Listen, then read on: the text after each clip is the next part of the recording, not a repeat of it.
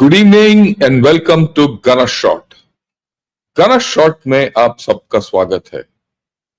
Today we are gonna talk of the llama who worries the gamma, and we all know what we are talking of. We all know why we are talking of it. But there are interesting issues to this. Just think, the Chinese Communist Party, the Chinese system, such a strong system, is not worried about nuclear missiles. It's not worried about trade, war, everything it is facing. But virtually, it's worried about a frail 90-year-old man who has to be assisted to even speak. That's the power of the Dalai Lama. That's the power of an individual who has internal strength. This is not the first time that the Chinese Communist Party has shaken to its boots by a powerful person. Remember Nancy Pelosi? She was also a frail 80-plus lady. Everyone said, don't go to Taiwan. She said, like hell, I'm going to go to Taiwan. And she landed in Taiwan. And it put China in such a bad light. That was the time 3 years back when the first lot of firing took place, and those punishment drills and all, which have meant nothing. That old lady single-handedly showed China to be what it was, a deflated balloon. And this man is now showing that. The very interesting thing here is that the power of the Dalai Lama will now be felt. So far, the Chinese could sideline him, do whatever he wanted. I mean, he was alive. He was in India. He didn't have influence over Tibet. People forgot about him, everything. But now he's come alive. And this spells danger for Tibet, danger for the CCP. It spells big trouble for the CCP. And most importantly, it spells big trouble because he's outside Tibet. He can't be controlled. Right? And that is why today this analysis is important. We'll take up issue by issue, and if there's anything which I have missed out, we'll answer it through our question answer session. Right. Okay. The first things first. Yeah. We have to understand, this is something which a Tibetan told me. Tibet के आजादी में भारत का सुरक्षा है. So correct. And I keep showing it whenever I talk of Tibet or anything, I show this thing. Tibet के आजादी में भारत का सुरक्षा है. So we can never diverse whatever is going to happen in Tibet from our security. And this is something which has happened through centuries. Okay. Till it was altered in the last century by Mr. Mao Zedong. Right. Having go into that. Look, we have to be cognizant of one fact. This is a map, this is an American map of just the beginning of the last century. Right. Somewhere around 1910 or something like that. It very clearly, the core of China is only this. This is the only part of China. The rest is not China. Right? And this was called Indochina.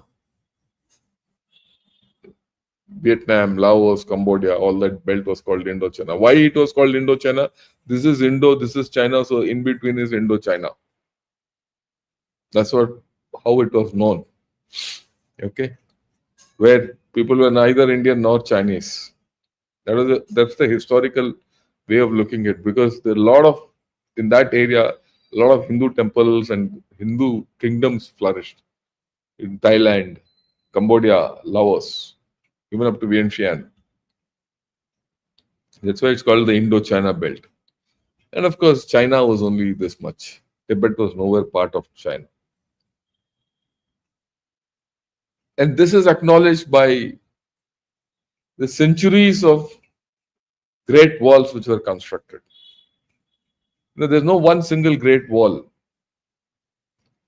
Okay. Every dynasty, to protect itself from the northern hordes, Mongolian hordes, constructed a wall as per the extent of the dynasty.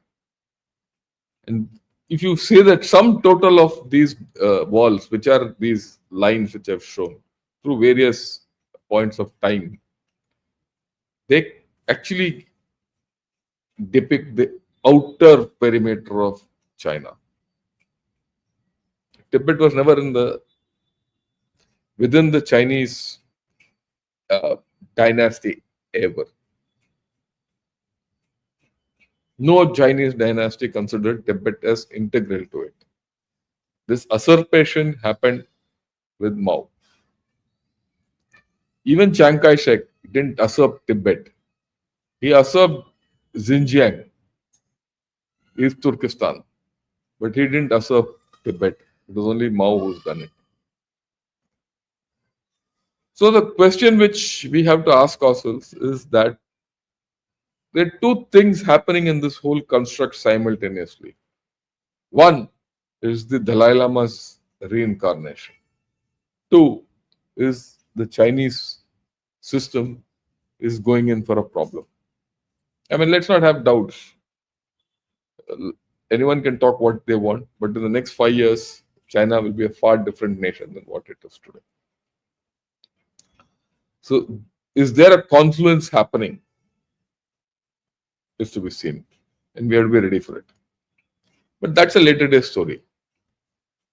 We'll now get to what the Dalai Lama mentioned about his reincarnation, or whoever is to be the next Dalai Lama. And we'll take it forward. What I'm going to do now is actually I'm going to read the Dalai Lama statement, because that's a source document and the source which is important for us to understand. Right?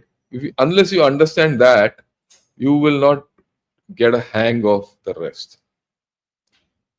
So what he says is, on 24th September 2011, I made a statement regarding whether the institution of Dalai Lama should continue. He, at that point of time, he did say, should it continue? Okay. Right. I stated as far as back as 1969, I made clear that the concerned people should decide whether the Dalai Lama's reincarnation should continue in the future. So his own doubts he expressed in 2011, but way back in 1969, he said, look, the people should decide whether the Dalai Lama should continue or not. Okay. Which is very important. So he is bowed not to his own thing or to anyone, not to his own requirement or not to a set of people, but wide range of people. And he says, I also said that when I'm about 90, I will consult the high lamas of the Tibetan Buddhist traditions, the Tibetan public, and other concerned people who follow Tibetan Buddhism to reevaluate whether or not the institution of Dalai Lama should continue. Okay. All day. Right. Then he says, I've had no public discussion on this issue.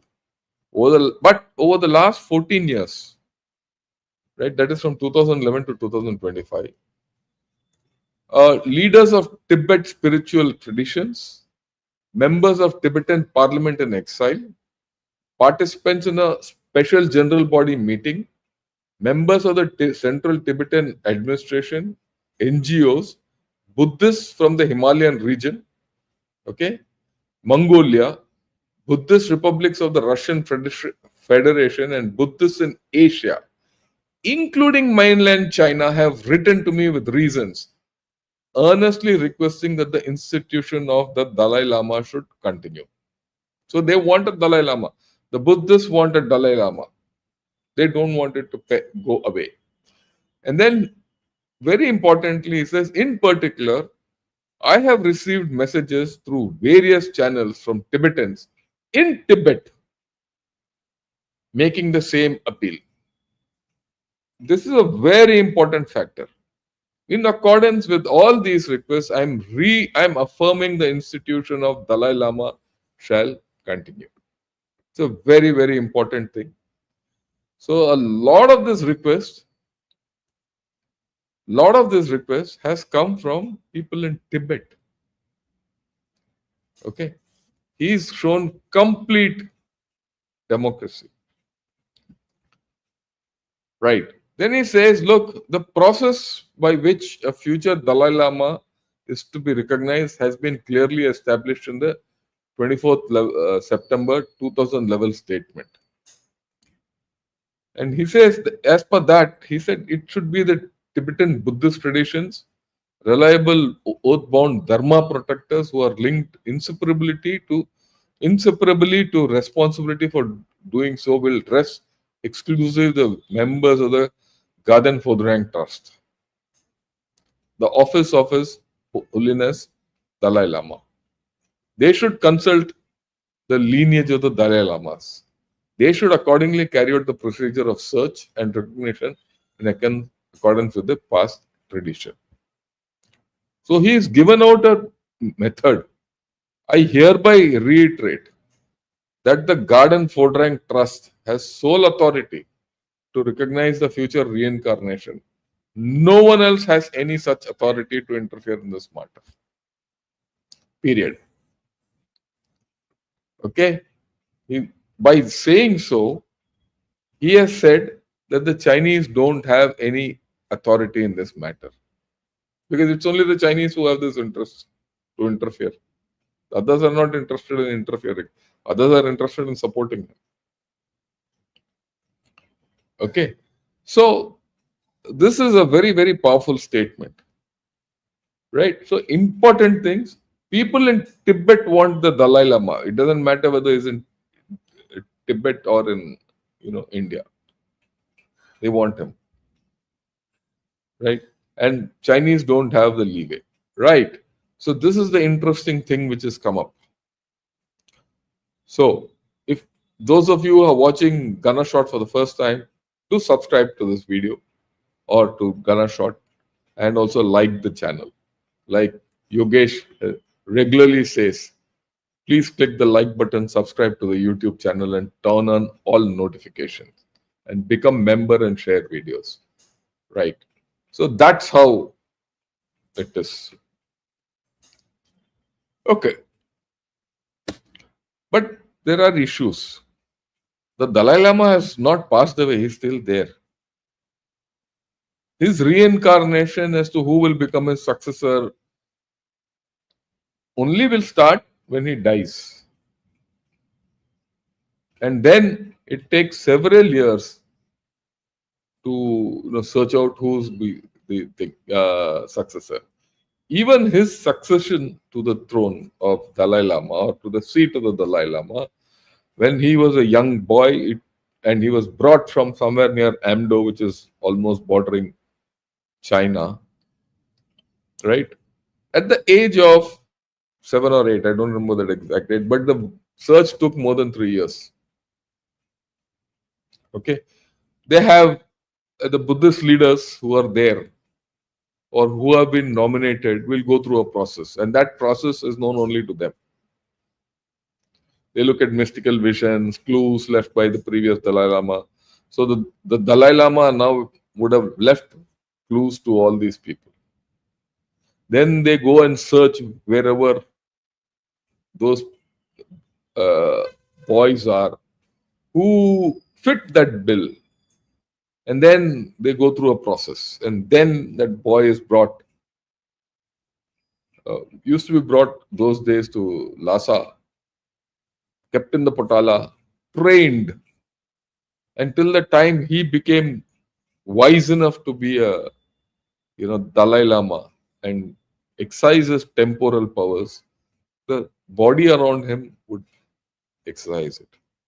So it's a huge tradition. And it was a boy who was always picked. Okay. Now, the Chinese are Chinese.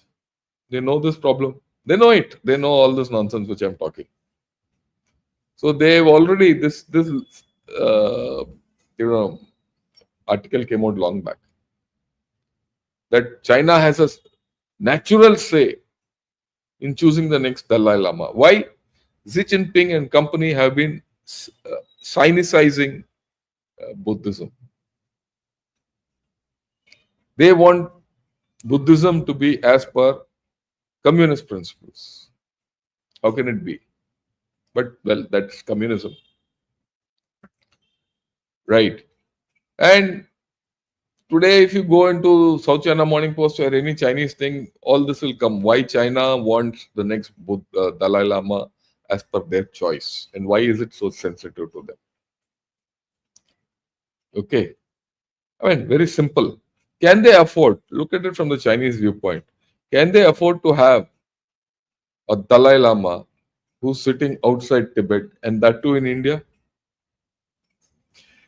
For all these years, one of the problems which China has always had is the Dalai Lama sitting in India. And it's a government in exile. Remember, it's a government in exile. It's not just a monastery. There are political implications about this. But then events have flown in such a manner, we'll talk of it. Uh, it didn't happen that way. What does the Chinese government plan to do? What is China's plan for this succession? That's interesting. What they do is they choose something called a golden urn. They have a golden urn system. Now, this golden urn must be there in Potala. I don't know where it is. Right? It's a relic of Tibet. I believe it was used by the Manchus once upon a time uh, to anoint Tibetan lamas so that the succession is controlled by the Manchus. They might have done it once or odd time. Okay. And what they used to do is they modified this story. What Dalai Lama is now doing, or that's a tradition.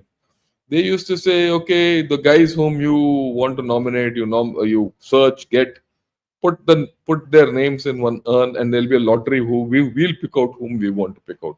That's what the Monchis used to do. The final say, as per this golden urn system, is with the Manchus. So China wants to do that now. They will pick up 4 or 5 chaps, put their names in the urn, and they will take out the name whom they want. Ultimately, it has to be a China bag thing. Now, China knew this beforehand. I mean, it is not as if this is a new thing. Way back in 2007, they incorporated this golden urn system into their official regulations to deal with Buddhism and Dalai Lama succession. Okay. Because why 2007? 2008 was the Beijing Olympics. At that point of time, they would have had some idea of how to knock off Dalai Lama and all that. And those days in 2007, 2008, Tibet was on fire. Even to the extent Deng Xiaoping went and spoke to people in Tibet and said, let's come to some, common ground. At some point of time, he also was interested in giving some degree of autonomy. The Tibetans were ruthlessly, subverted, even killed and suppressed just before the Beijing Olympics. They objected to this, Olympic flame reaching Beijing. And they used to carry out a lot of demonstrations all over the world. It is us, all of us, including India, who didn't help Tibetans at that time. Because America and the West wanted Beijing Olympics to succeed. It was a coming out party for China. So they suppressed and threw the support for Buddhism away. And hence Tibetans lost their legs. After that, it's gone. Okay. So anyway, we'll come back to these twists and turns in the history to understand what lies ahead. So this ceremony is now law. This golden horn ceremony, as per Chinese law. Now they say that the current Dalai Lama was used by a different method, which was never used, which is wrong. Okay, because there was turmoil inside China. Since turmoil was there in China, the people did something else. This comes back to that thing which I always keep saying. When there's turmoil in China, when the central authority in China becomes weak, Tibet becomes strong. It can do what it wants. But that's an aside, but that's not happened everywhere. Now, the Chinese feel that reincarnation of Dalai Lama will lead to social unrest in China's Tibetan areas. If there is social unrest in Tibetan areas, mind you, Tibetan areas are just not Tibet. Tibetan areas flow into Yunnan, flow into Amdo in the north. They flow into Xinjiang. So if those areas are also affected, a large part of China can get affected. That's the risk Chinese run. Now this puts them in a huge problem. Because on one hand, the Dalai Lama has very clearly said the Chinese have nothing to do with my succession.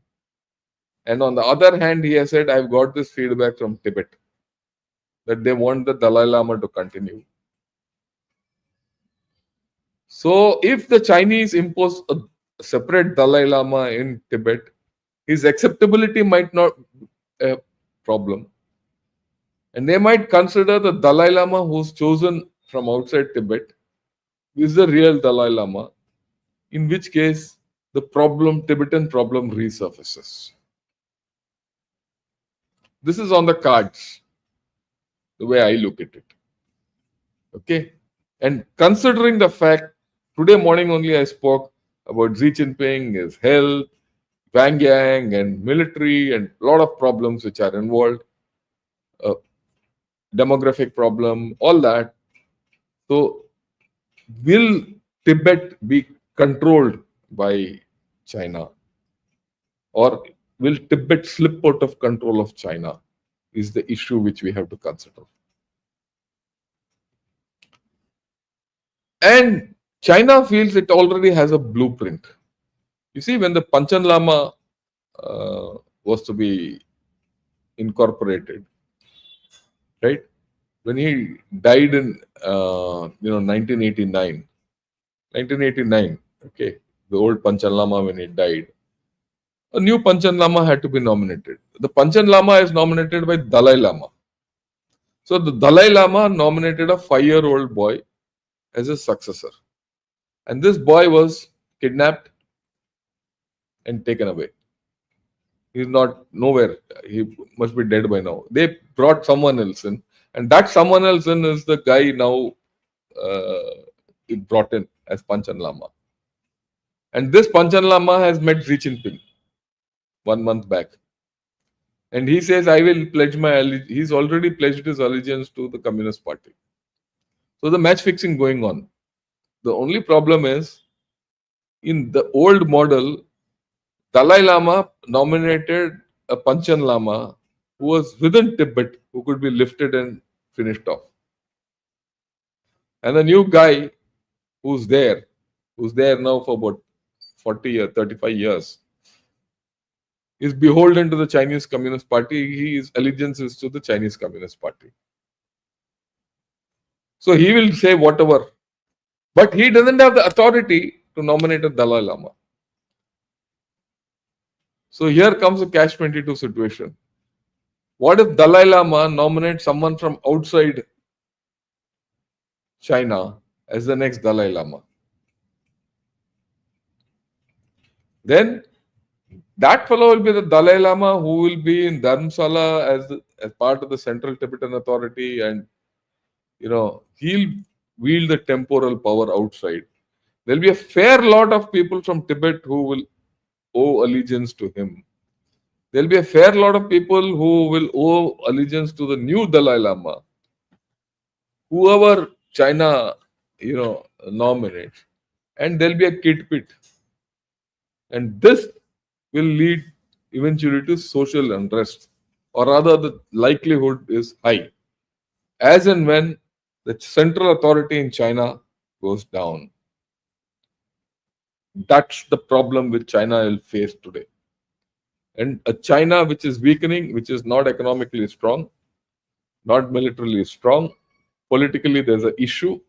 It's not a survival issue for Xi Jinping, but he doesn't have the same authority which he had once. Okay. So there are issues in this. Geopolitically, they don't have that much weight as they had probably 3-4 years back. Now, Kiran Rijiju, our minister, who's a Buddhist, he very clearly said, no one has the right to interfere or decide who the successor of His Holiness the Dalai Lama will be. Okay. Only he or his institution has the authority to make that decision. His followers believe that deeply. He's a follower. It's important for disciples across the world that he decides his succession. So he's already put a thing, spoke. And Indian government has supported him. Indian government has said, we have seen reports relating to the statement made by His Holiness the Dalai Lama about the contribution of the Dalai Lama institution. Government of India does not take any position or speak on matters concerning beliefs and practices of faith and religion. Government has always upheld the freedom of religion for all in India and will continue to do so. So anyone can choose his Dalai Lama.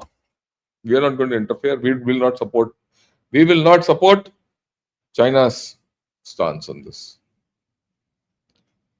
Okay. So now, China has a problem now with the Dalai Lama. He's alive. He's named the incarnation story. They want to incarnate. They cannot start because till he dies. After he dies, it's going to take time. So that gap will be there.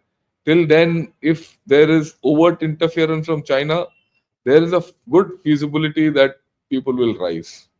And that's because, I've said it's a circle. Right. Now China has told us, stop doing this. It's come out. Right. What have they said? China has urged India to stop using Tibet issues to interfere in their domestic affairs. And they've again spelled out how Beijing wants to that is, China wants to nominate the next Dalai Lama, which we have not agreed to. We have not agreed to. We have said people are free to do what they want officially, but Kiran Rijiju, a senior minister of the Modi government, has said, look, we don't agree to it. He's a Buddhist. So the Modi government or our government has created an opening. And they sense it. I think it's a damn good move from my side. Right? So the Chinese foreign ministry made the call on Friday, a day after a senior Indian minister said only the Dalai Lama and the trust he set up has the authority to identify his successor. Okay. Now they say this comment by Kiran Rijiju is in opposition to China's long-held position that the succession should be in line with the tradition and Chinese law. So this law, like I said, from 2007 they've incorporated. So that is their long-held law. We don't have to recognize it because that's internal to China. Okay. But as far as Tibetan Buddhism is concerned, the Buddhism is Tibetan, but it's not in Tibet. It's all over the world. Today, Tibetans are found in India, found in USA, found in Norway, found in Sweden, everywhere. They're found in even Japan. They're found everywhere. So, right. Then they've said we hope India can fully recognize the high sensitivity of issues related to Tibet and clearly see the anti-India and separatist nature of 14th Dalai Lama. China has already always called him a terrorist, in fact, right, and insurgent and all that. Well, that is China's way of looking at it because now it's worried. So the last line in this is important. India should honor its commitment. So why should India honor its commitment? That's the first question. India should honor its commitments on Tibet-related matters, exercise caution in word and deed, stop using Tibet-related issues to interfere in China's internal affairs, and avoid undermining the improvement and development of China-India relations.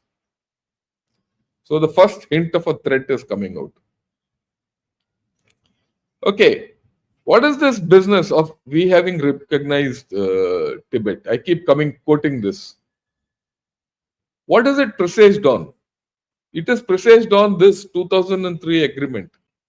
That is when we recognize Tibet as part of China. If tomorrow you go back on this agreement, you have full right to do what you want with Tibet. And I think it's time. There's the time to do it. And I'll explain to you why. Yesterday, in Sanjay Dikshit's Jaipur dialogue, also I spoke of this. But I spoke of it in the larger context. But now I'm focusing only on this issue. What does the 2003 agreement read? It says the Indian side agrees to designate Changu of Sikkim state as the venue for border trade market. And the Chinese side agrees to designate Renkingang of Tibet Autonomous Region as the venue for border trade market. Changu is this side of Natula, Renkingang is that side of Natula. They say this will be the venue for border trade market, which means that the India-Tibet border or India-China border rests on Natula. That's the implicit agreement in this. The implicit agreement is that side is China, that is Tibet is then recognized as China. This side Sikkim is recognized as part of India. That's the agreement of 2003. So they are invoking this agreement now. Now, what is the validity of this agreement? I mean, there's a question which we have to ask, which I've been asking for the past 5 years. Our complete dealings, everything with the government of China or the People's Republic of China is based on a set of border peace and tranquility, MOUs which we've got into them. Based on this 2003 agreement, all the agreements, border peace and BPTAs, the border peace and tranquility agreements, are based on this. That side is Tibet, this side is, or that side is China, this side is India. But that all the agreements which have been signed from 2003 till 2020 stand null and void after the violation of all those agreements in 2020 when they incursed into Galwan. When they wanted to force a solution on Galwan, based on Galwan and that 1959 line and all that, that whole story is vanished. If that entire story is vanished and the whole logic of why all those agreements have been violated, why should we not violate this agreement? Or say, look, this agreement stands suspended. Like we did with the Indus Water Treaty. Sorry, ये खत्म हो गया, नया शुरू करेंगे. We'll start new. You just suspend it or hold it in abeyance. The moment you do that, you de-recognize Tibet as part of China. The moment you de-recognize Tibet as part of China, you have a say in the Dalai Lama process. The moment that happens, the political identity and status of Tibet changes. And people in Tibet will get a new story. The whole thing will change.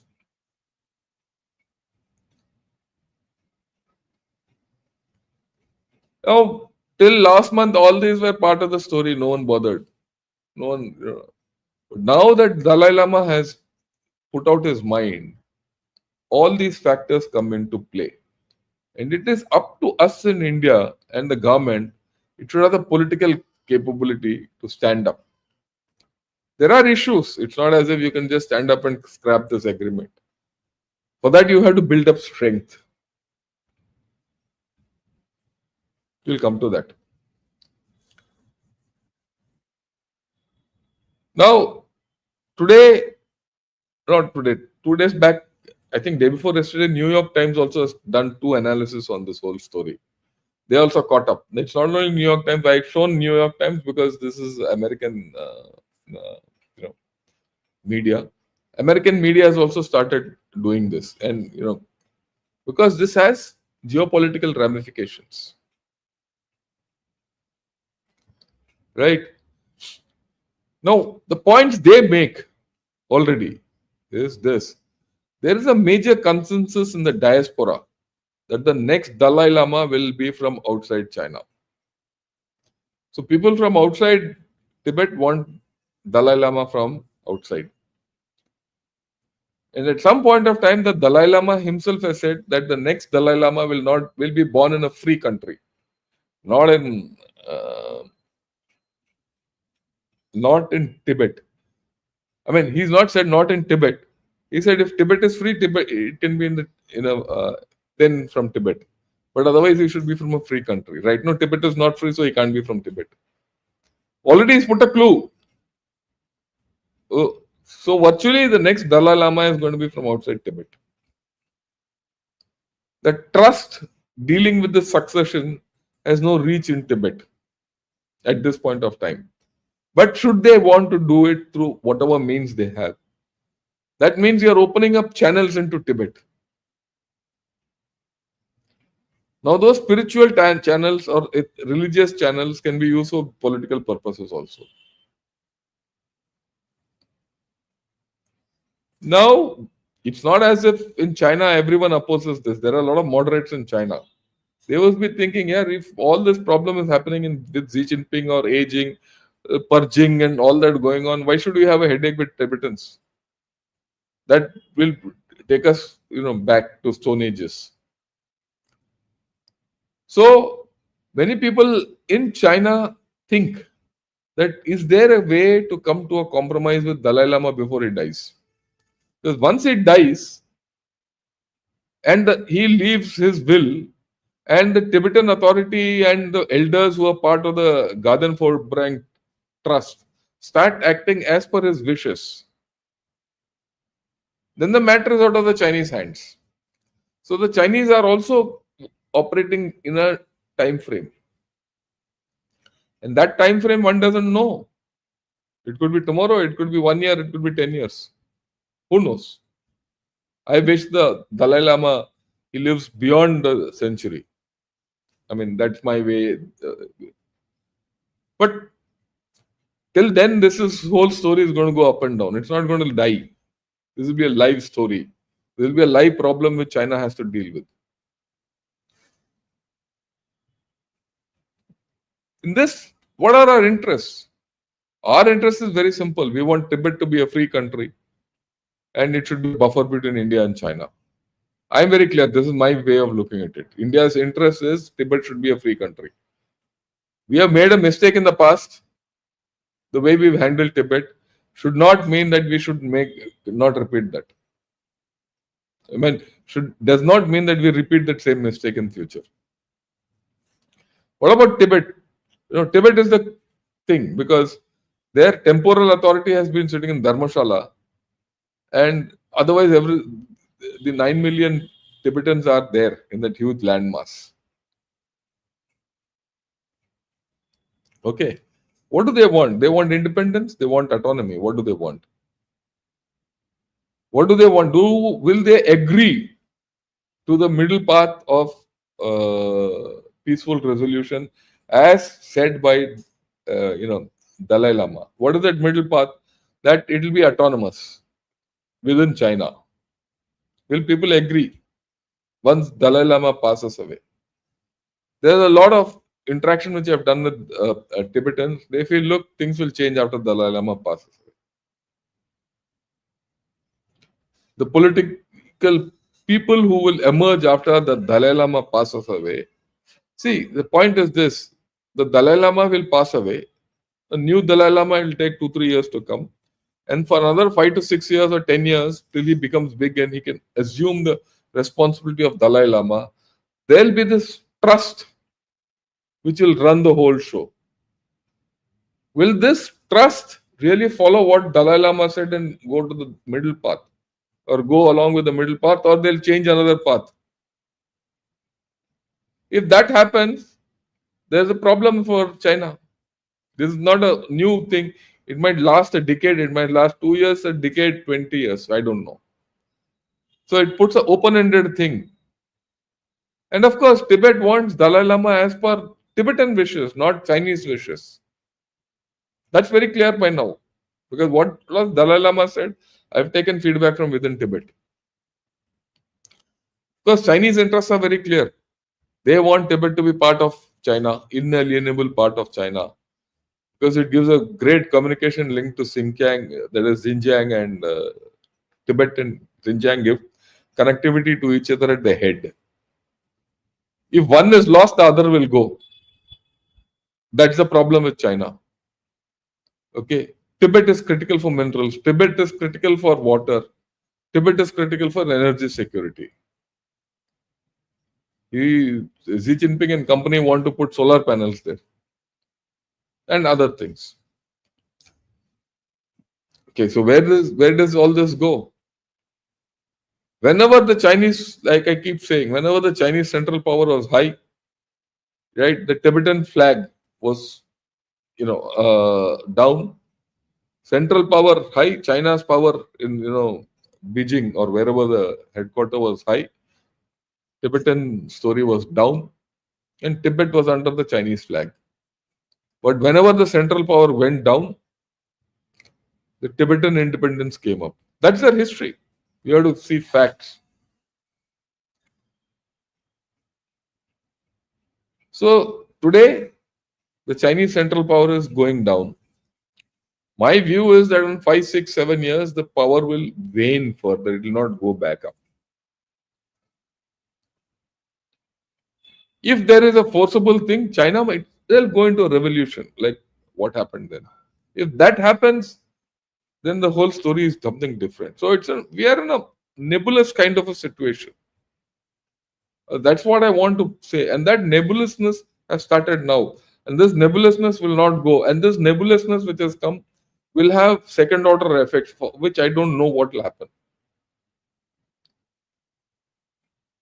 Yeah, that's what I said.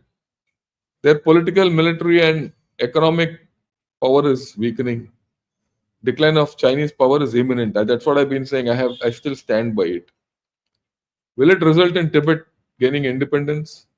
Well, the opportunity exists if you do it now. And this opportunity has to be conflated with the Dalai Lama's succession. But all this can start only when the present Dalai Lama passes away. There is time for it. But confusion shuru ho gaya isme. What is the way forward? The way forward will be actually determined by what people of Tibet want. That's what the Dalai Lama has said.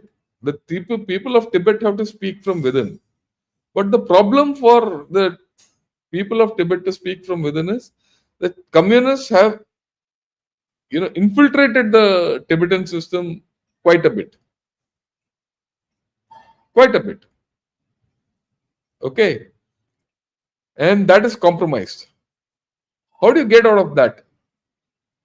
That's the thing. Right? And there are 4 parties in this whole story. See, it's not a matter of just incarnation. The Tibetan question will come up. It is Tibet, India, and USA, and the PRC. Now, USA is the joker in this pack. Yet Trump manega. What will Trump's stance be? Or will it be beyond Trump after 3 years, or 4 years? So we don't know.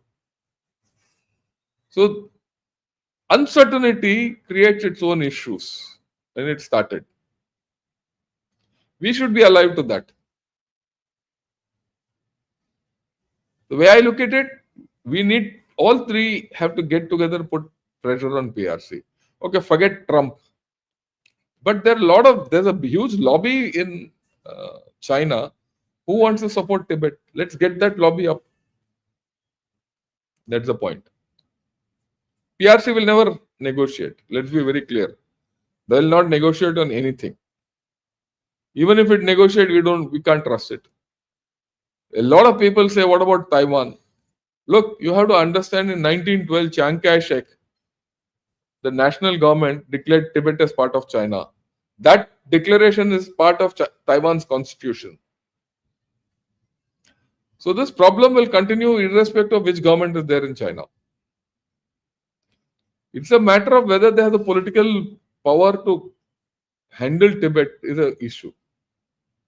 So even if the CCP goes, the claim on Tibet by any political party will not change. So we are looking at a long-term knotty problem. And people say, will this border between India and Tibet be normalized? It will never be normalized because of Tibet. Look, 1914 in the Simla Convention, there was a chance. Why? The Simla Convention was, interestingly, people don't know, was to demarcate the border between Tibet and China, the northern border, not even the eastern border, not the Yunnan border, farther, Amdo border.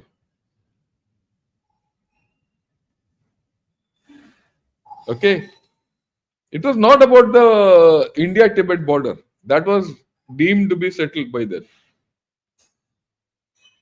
The chap who represented China, the Imperial China, a chap called Ivan Chen, he agreed to this and overnight ran away without signing. That's a different story because he didn't want the other border, not this border. It's recorded. Okay. But since CCP has come, all this border is now under trouble. So this border will never get resolved till such time the Tibet question doesn't get resolved. The Tibet question has got reopened now with the Dalai Lama's in reincarnation, whole story. Right? It will smolder. This will smolder. This is not going to happen in a hurry.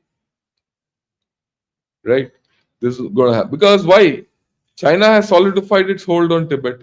There's military infrastructure, upgradation of LAC. Tibetans have been controlled. Tibetan Buddhism has been Sinicized. A lot of Tibetans are in concentration camps. And people running away from Tibet have also reduced. The ground situation has changed. But this is the thing. If you think that under normal circumstances, that people in Tibet will rise against China, then we are mistaken. This is something which I said earlier also. But this will change after the reincarnation. And that's what I've said. This might change after reincarnation. Why? Everyone feels religion is dear to them. I've always argued there are three shades of Tibetans. One, who are not reconciled to the Chinese occupation. The second, who are happy with the Chinese occupation. They've collaborated with China. And there's a majority who want to get on with life. But this majority also want Dalai Lama. They believe in the Dalai Lama. And if the Dalai Lama is in India, they look to India. And if they're being, so far the Dalai Lama was here, everyone knew he was here and there was no fight about it. So they said, okay, Dalai Lama is there, let him be there, let him continue. But now there's a Dalai Lama which is being imposed on them. So the majority who want to get on with life normally will get instigated by their own religion and their own views. And that's going to be very, very messy for China. Though the communists have made deep inroads into Tibetan society. Now, pull back from here will be a long haul. This pullback will be a long haul for India, for Tibetans and the Dalai Lama succession thing, as also for China, as also for China. Okay, so all these issues have now come forth. I do hope and pray that His Holiness the Dalai Lama lives forever. But well, he's after all a god, he could. We don't know. But what has happened is the Tibetan issue, which was dormant till now, is now caught fire. Is it caught a great fire? No, it's going to smolder. Now, where will this lead to? Will depend on the Chinese and the status of China as days go by. India and its political will to change its own equations and its economic strength and military strength. And also Tibetans who want their Dalai Lama rather than a Chinese Dalai Lama. So all these issues are there. And I thought I'll put them in picture to all of you. Right? I do hope that you people have understood what I've put. It is not a straight line which we're going to negotiate. It's going to be a teda-meda path. So if you liked, please like this channel, subscribe and all that. With this, I'll take on a few questions. Right?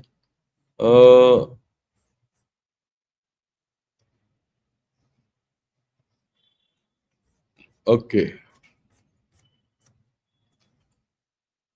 Right. The title should be The Lama Exposures of China. Yeah, it's okay, but whatever is there is there. Jai Hind Akash, thanks a lot. Good evening, Hans. Vishwanathan, good evening. Narsimha Rao, also good evening. Natasha, also thanks a lot. Good evening. So great analysis. Even Pak and Chinese citizens should learn to use about their useless governments. I agree with you. Yeah, thank you for the presentation, especially the ones that are more technical and the dialectic approach. Yeah, this is a little difficult. Yeah, didactic approach. Yes, folks, please like the live stream. It affects the algorithm and helps the video reach a larger audience. Yeah, be nationalist, live like a lion. I agree with you. Shritik Kotari, watched your show on JD with Rajiv. General Rajiv, Mr. Dikshit, well informed, seemed surprised to learn about actual contents of 2003 agreement from you. So was I. Shows that verifying info yourself is important. That's what I showed you. You go to the ministry and you'll see. See, I hope this makes my point very clear. What I speak, I research and speak to you people. I don't marutuka. I research and then come and tell you the right thing. Okay. In the current geopolitical landscape, how relevant is the Dalai Lama's influence to China's global ambitions and its relations with neighboring countries, particularly? I will explain this whole thing, Abhinay. I suggest you ask me a question after what my explanation is. It is not what relevance of Dalai Lama's influence. It is how much trouble can Tibet get into. If Tibet gets into trouble, then boy, China is in problem. Okay, then there's a huge problem. I'll show you something which is very interesting, which I thought I shouldn't show, but I'll show you because of this. There's this study by Rand. If you go, it's in a Belfer Center study. This came out 6-7 years back. Right? This is it. I'll read it out. You'll understand what I'm talking. We estimate a total of 200,000 to 230,000 Chinese ground forces under the Western Theatre Command. That's the military strength of the Western Theatre Command and Tibet and Xinjiang military districts. However, this apparent numerical near equivalence with that of the Indian regional ground forces is misleading. You see, in this analysis, which I'm showing you with the link and all that, is about the uh, it's a comparison of the forces of India and China along the Tibetan border. Right. Even in a war with India, a significant proportion of these forces will be unavailable, reserved either for the Russian tasking or countering insurrection in Xinjiang and Tibet. The majority of the forces are located away from the Indian border, posing a striking contrast with the majority of the forward deployed Indian forces with a single China defense mission. So if China, if this whole story leaves China in a huge disadvantage and the Tibetan people enraged or in you know uh, unstable kind of a situation, all their options against India are gone. That's an auto destruct. That is why it is very sensitive to China. And actually, the Dalai Lama has given us a huge lever. It's given us and USA a huge lever. It's a slow lever, powerful lever, and a long-term lever. We need to think through this whole story and use it.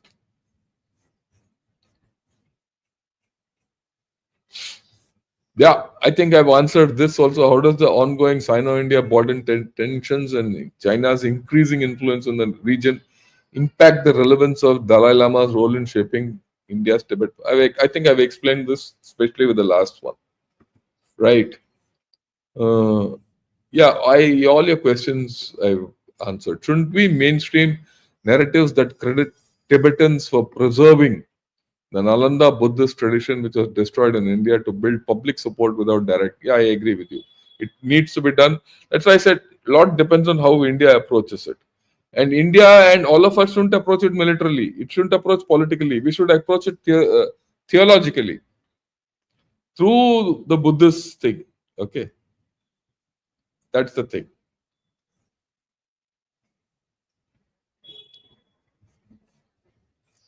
The Dalai Lama has many years to go. He has clearly stated that his reincarnate shall be born in the free world and Bharat in particular. Thus, the next Dalai Lama accepted by Tibetan people would be born at Bharat. We'll see how this whole story, because how these things will roll out, we don't know. At this point of time, we just know what the Dalai Lama has said. How this will impact, we really don't know. But the angles of this impact I have explained to you. Let's see how the whole thing gets rolled out. Yeah. Happy birthday, Dalai Lama. Let us not be xenophobic. I agree with you. Okay. Right. General Shankar, Dalai Lama's statement of 21 May seems obvious and straightforward. Why did it take so long? Surely that statement goes without saying. Look, he had said that he'll tell this when he is 90. So he's now 90. So he said that on his birthday. After this has come out on his birthday only, isn't it? So that's about all in this thing and nothing more. Yeah. Okay. Yeah. At last, GOI has shown some spine, and this is how we will get hyphenated with China and change the discourse from defensive to offensive. I hope so. I hope so. Yeah. Guess who is back? Scrap one China policy. Yeah. Yeah, we have already virtually scrapped it. So actually, what you're saying, Amitesh, is very good. If you conflate the one China policy with the Tibetan policy and the 2003 agreement and the border and all that, then China is in trouble. Do we have the capability to do it? Okay.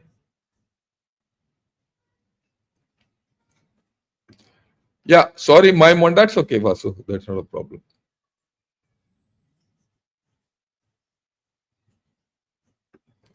Was India's 2003 recognition of Tibet as part of China a strategic blunder, given that China gave no lasting guarantees on border of Arunachal. Did we lose a leverage point too early?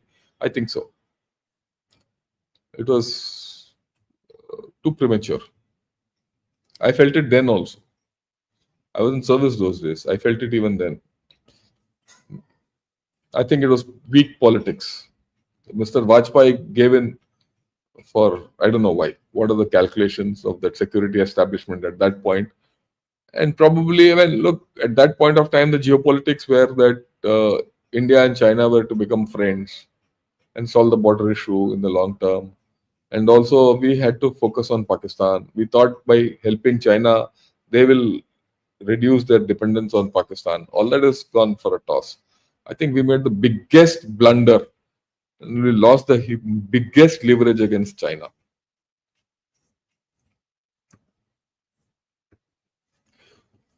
So, powerful comical title and caricature spot on. China says that Tibet has to accept its mega trend. It's part of their country. What is mega trend? Tibetans say that DNA linked to Ladakh, not Chinese. I agree with you. Let's see how it goes out, Malika. Yeah. Ashish Hegde, good evening. Monkey business has given a lot of stories, but I'm not going to go into it. Sai Autovision, Jai Hind, Bharat Mata ki Jai. Right, and good evening good evening to everyone. Okay, yeah, yeah. I think we've done. After that, there's no. Yeah, Tibetan ham guy. I thank General Shankar for his podcast. Since Holy Highness the 14th Dalai Lama has devolved his political power, the democratically elected CTA will lead the Tibetan people. Hopefully, India acknowledge this change. I hope so too. Right? And I would request all of you Tibetans to watch this video. Please send it to all your friends who are in Tibet. Why India is not actively using Tibet card against China? I explained to you the whole thing, Prasad. This is something which I cannot understand. We need to do. We have the capability, and this gives us the opening, and we need to start doing that. Very informative. What India can do right away, taking advantage of the situation, other than putting the 2000 agreement in sus. See, the crux of this is two things: putting the 2003 agreement in suspension, and supporting the Dalai Lama's reincarnation as per Dalai Lama's wishes. For the first time, we have done this. Let us see if you go to this 2003 agreement. And there's a lot of things in between it. Well, let's see how it goes.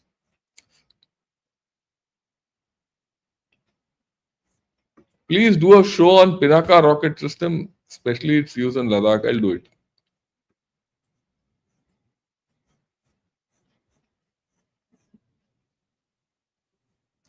Right. Red Paper Punch, good evening. Good evening to you. Thanks a lot. Yeah, I think we have done. Why can't we make historical claims over large swathe of Tibet? Because we have history to back us. Look, Mount Kailash story is not this thing. See, you have to go about it politically. We have not done it politically. We have not done it historically. We have not done it on many counts because we signed that 2003 agreement. So you somehow have to get out of it first. Yeah, you're right. When India recognized Tibet as part of China, the general approach all over the world was to engage China. Now things are changing. I agree, things will change. So that's why I'm talking this way.